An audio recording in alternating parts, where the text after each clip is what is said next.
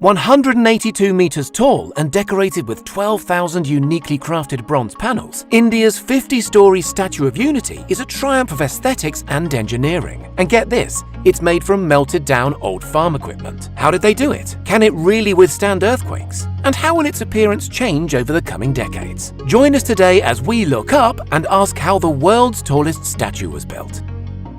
There are few more appropriate subjects for the world's tallest statue than Iron Man. No, not that Iron Man. Indian statesman and independence activist Vallabhbhai Patel is nicknamed the Iron Man of India for his incredible nation-building work, uniting all 562 independent princely states on the subcontinent after the British abruptly peaced out in the 1940s. The statue was commissioned to celebrate Patel's monumental achievement, and to underline the fact it's for all Indians, farmers from all across the nation Patel helped create sent in their old unused scrap iron. Some 100 million farmers are said to have participated, yielding 129 tons of scrap iron, which today, melted down, forms the foundation of the statue. The statue itself stands at 182 meters tall, and that's no accident. 182 was chosen because that's the number of seats on the Gujarati legislature. It's constructed on a river island near where Patel grew up, facing the mighty Narmada Dam. That dam, like so much else in modern India, was also partly his idea. Celebrated Indian sculptor Ram V. Sutar, distinguished winner of the Padma Bhushan Award for service to his country, was chosen to lead the design team. He'd already made a statue of Patel,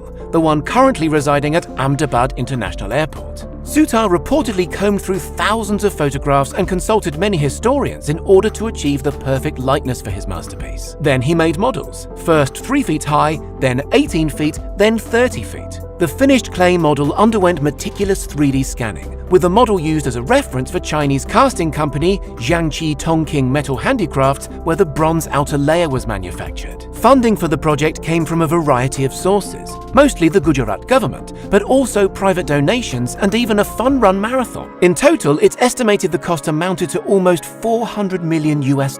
New York firm Michael Graves Architecture and Design was hired to oversee the project, along with the Singapore-based Hardy Group and Indian infrastructure giant Larsen & Toubro. Some 4,076 laborers worked alongside 250 engineers for 57 months on the project. Work began in earnest when Narendra Modi, then Premier of Gujarat, now Prime Minister, laid the foundation on the 31st of October 2013, what would have been Patel's 138th birthday. The hillock on which the statue stands was flattened, from 70 meters to just 55 meters, in order that the foundations could be laid. Of the many thorny engineering problems that had to be overcome, the most striking related to the statue's so-called slenderness ratio. What that basically means is that tall structures should ideally be more slender at the top than at the bottom. Seems obvious, right? Ram V. Sutar's sculpture of Vallabhbhai Patel, however, is clearly narrower at the base. Moreover, the statue's thrusting progressive stance meant those dainty sandaled feet are some 6.5 meters apart. Engineers decided the best way to solve this problem was to create 2 separate concrete cores, the same kind of core you'll have seen 100 times on skyscraper construction sites. Between them, these cores incorporate around 210,000 cubic meters of cement and concrete, 6,500 tons of structural steel, and 18,500 tons of reinforced steel. Working in Gujarat's hot climate created challenges for the concrete pour team, who needed to use an assortment of chiller systems to keep the all-important coarse aggregate element of the concrete cool enough to set evenly. Light shafts are concealed within each core for ferrying tourists up to the observation gallery, where up to 200 delighted sightseers can gaze out over the Narmada Dam and hundreds of acres of manicured grounds through strategically concealed rips in Patel's dhoti. Further up the cores are twin 250-ton tuned mass dampers. Why? The area is occasionally prone to earthquakes.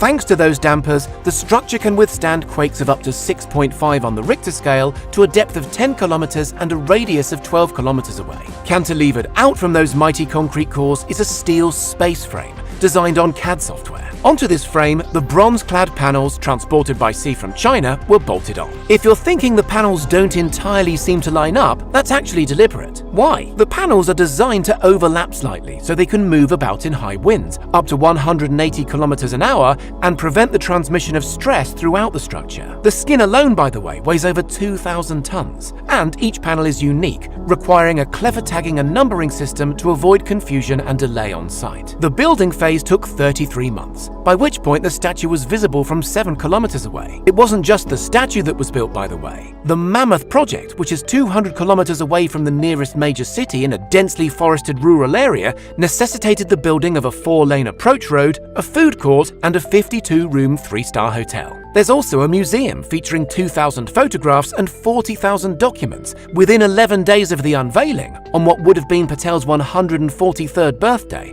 some 128,000 tourists had visited the site, more than the Statue of Liberty managed in the same time frame. The total number of visitors currently stands at around 6 million. The statue is not without its critics. Many argue it's an overpriced boondoggle, and the money would have been better spent addressing local poverty. Over its projected 100-year lifespan, Patel's mammoth likeness will gradually turn green owing to the composition of its metal. And locals have wasted no time centering festivals around the giant statue, like impressive light shows involving powerful lasers. Well, what do you expect from Iron Man? What do you think? Is the panelled styling ingenious or kind of an eyesore? Let us know in the comments. And don't forget to subscribe for more heavy metal tech content.